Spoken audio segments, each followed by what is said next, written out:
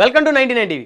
నేను బ్రహ్మనాయుడు. ఇకపోతే దేశవ్యాప్తంగా యువకుల్ని కలవరపెడుతున్నటువంటి ఒక అంశం భార్యల చేతిలో భర్తల హత్యలు. ఇది ఒక ఆంధ్రప్రదేశ్, ఒక తెలంగాణ కాదు, దేశవ్యాప్తంగా అనేక రాష్ట్రాల్లో భార్యలు భర్తల్ని అత్యంత దారుణంగా కిరాతకంగా చంపుతున్నారు. వీళ్ళు పెళ్ళాలా లేక పిశాచాలా అనే రీతిలో తయారైపోతూ ఉన్నారు. అయితే ఈ చావులకి ఈ హత్యలకి 90% కారణం వివాహేతర సంబంధం. మరి పెళ్ళైన మహిళలు చాలామంది మరి భర్తలను చంపినటువంటి కేసులు కనుక నిశ్చితంగా మనం పరిశీలిస్తే 100కి 90% మంది మహిళలు వివాహేతర సంబంధం పెట్టుకొని మరి భర్త అడ్డొస్తున్నాడని ఆ వివాహేతర సంబంధానికి మరి ప్రియుడు మరి భార్య కలిసి భర్తను చంపినటువంటి సంఘటనలు మరి కోకొల్లలు. మరి నిజంగా ఇది దేశాన్ని కలవరపెడుతున్నటువంటి ఒక అంశం. ఎందుకంటే భారతదేశంలో ప్రతి స్త్రీ ఒక యువరాణిలాగా చూస్తాం మనం. ఎందుకంటే మన భారతదేశం సంస్కృతి సాంప్రదాయాలకి పుట్టినిల్లు అనమాట. అలాంటి దేశంలో వివాహ బంధానికి ఎంతో విలువ ఉంది.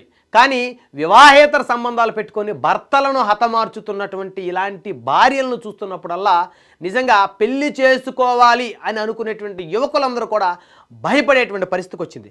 ఒకసారి కనుక మనం రిపోర్ట్ చూస్తే దేశవ్యాప్తంగా ఇటీవల భార్యల చేతిలో భర్తల హత్యలు ఆందోళనకర స్థాయిలో పెరుగుతున్నాయి. అదేవిధంగా గత 5 ఏళ్లలో 5 రాష్ట్రాల్లో ఏకంగా 785 మంది భర్తలు హత్యకు గురయ్యారని వెల్లడైంది.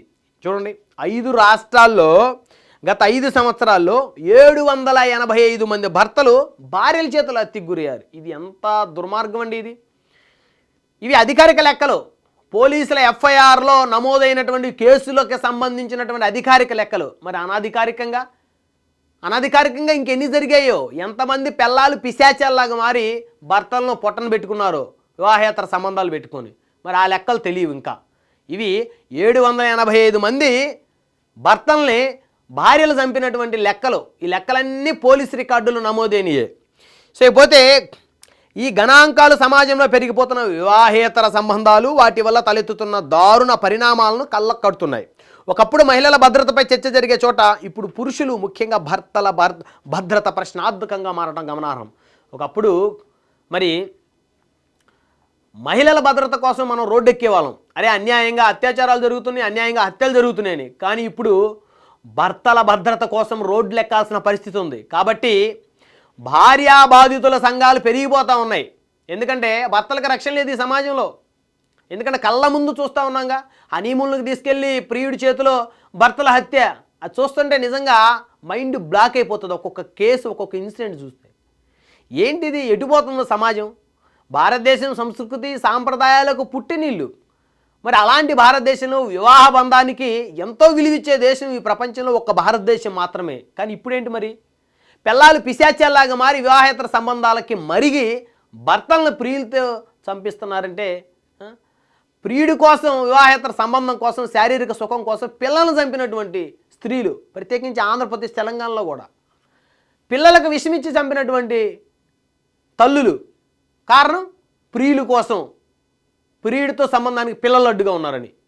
అంటే ఎటుపోతుంది ఈ దేశం, ఈ ప్రపంచం ఎటుపోతుంది?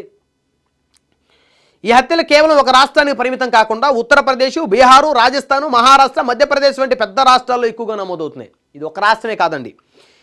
ఉత్తరప్రదేశ్, బీహారు, రాజస్థాన్, మహారాష్ట్ర, మధ్యప్రదేశ్ వంటి పెద్ద రాష్ట్రాల్లోనూ ఎక్కువగా నమోదయ్యాయి ఈ హత్యలు. పోలీసులు విడుదల చేసిన గణాంకాలు ఈ పరిణామం యొక్క తీవ్రతను తెలియజేస్తున్నాయి.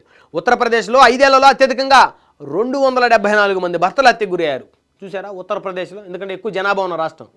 5 సంవత్సరాల్లో, గత 5 సంవత్సరాలు చూస్తే 274 మంది భర్తలు హత్యకు గురయ్యారు భార్యల చేతిలో. కారణం వివాహేతర సంబంధం.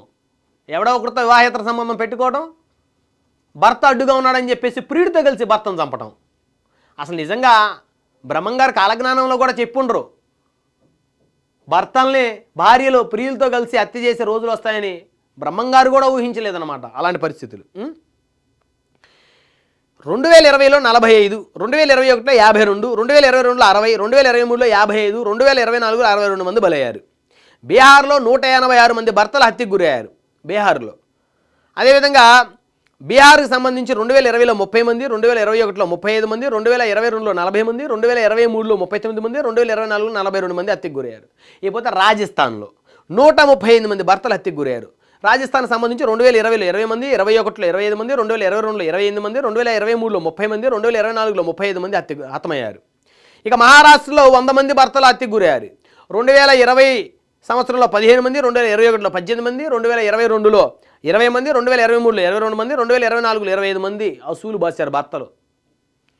మధ్యప్రదేశ్లో 87 మంది భర్తలు హత్యకు గురయ్యారు. 2020లో 12 మంది, 2021లో 15 మంది, 2022లో 18 మంది, 2023లో 20 మంది, 2024లో 22 మంది హత్యకు గురయ్యారు. భార్యల చేతిలో భర్తల హత్యలు మొత్తం 785 మంది అండి. ఇవన్నీ చాలా చిన్న లెక్కలు, ఇవి అధికారిక లెక్కలు. ఈ ఎఫ్ఐఆర్ నమోదయ్యి పోలీసులు కేసు ఛేదించి భర్తను భార్య ప్రియుడితో కలిసి చంపిందని నిర్ధారించిన కేసులే 785 కేసులు గత 5 సంవత్సరాల్లో. ఇక నిర్ధారించకుండా ఉన్న కేసులు మరి 7000 ఉన్నా ఆశ్చర్యపోవాల్సిన అవసరం లేదు.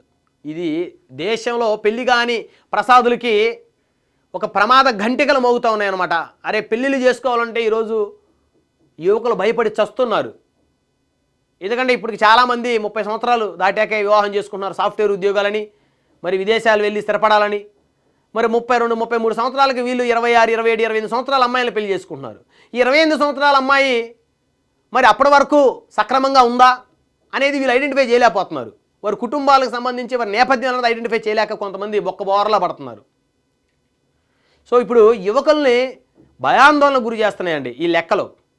ఇంకా ఈ లెక్కలు మనం తక్కువ చెప్పుకోవటమే ఉత్తమం. లేకపోతే 785 అంటే నిజంగా చాలా తక్కువ ఈ 5 ఏళ్లలో. అధికారిక లెక్కలు ఇవి. మరి అనధికారికంగా ఎన్ని వేలు ఉన్నాయో తెలియదు. ఇక ఇవన్నీ కనుక మనం చెప్పుకుంటే పెళ్లి చేసుకోవాల్సిన యువకులు పెళ్ళి అంటే భయపడి చచ్చే రోజులు వస్తున్నాయి అన్నమాట. నిజంగా ఇది చాలా బాధాకరం, చాలా దురదృష్టకరం. మరి ప్రభుత్వాలు పురుషుడికి రక్షణ కల్పించాలి. భార్య చేతులు హతమవుతున్నటువంటి భర్తలకి ఈ ప్రభుత్వాలు రక్షణ కల్పించాల్సిన బాధ్యత ఉంది. సో కాబట్టి భార్యా బాధితుల సంఘాలు మరి ప్రతి రాష్ట్రంలో ప్రతి జిల్లాలో ఏర్పాటు చేయాలి. భార్య యొక్క ప్రవర్తన కదలికను బట్టి భర్తలు కూడా ఫిర్యాదు చేయాల్సిన అవసరం ఉంది. వీటికి ప్రత్యేక చట్టాలు రావాలి, ప్రత్యేక వ్యవస్థలు ఏర్పాటు చేయాలి. లేకపోతే ఏముంది, ప్రియుడితో కలవడం, భర్తను చంపేయటం. మరి ఆ కేసు పోలీసులు ఛేదిస్తే మాత్రమే బయటకు వస్తుంది. లేకపోతే ఏ యాక్సిడెంట్లో పోయాడో, లేకపోతే అన్నంలో విషయం పెడితే పోయాడో, లేకపోతే ఏ లోయలో పడిపోయాడో అని అనుకోవాల్సిన పరిస్థితి. సో కాబట్టి ఈ లెక్కలన్నీ కూడా చాలా ప్రమాదమైనటువంటి గంటికలు మోగుతూ ఉన్నాయి దేశంలో.